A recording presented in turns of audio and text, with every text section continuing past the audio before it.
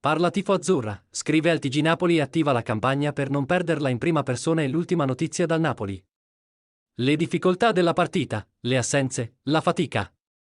Il Napoli schiva tutti gli ostacoli del turno infrasettimanale, batte l'Empoli e blinda il primato in classifica trovando la 10ª vittoria di fila in campionato. L'ingresso di Lozano ha cambiato l'inerzia della gara, ma Luciano Spalletti non è più sorpreso dell'impatto dei subentrati. È superfluo ripeterlo. Abbiamo giocato 2 giorni fa, non abbiamo potuto preparare la partita e l'alternanza diventa fondamentale. Chi è entrato ha dato un'impennata decisiva. Se i calciatori si lasciano coinvolgere dai discorsi di titolarità, devono ricordarsi che l'addizione delle qualità di 22 elementi fa un risultato maggiore rispetto a quella di 11, ha spiegato il tecnico nell'intervista concessa a DAZN al termine della gara. Ehi fan di Azzurra, siete d'accordo con Spalletti? Lascia la tua opinione nei commenti perché è molto importante per il Napoli.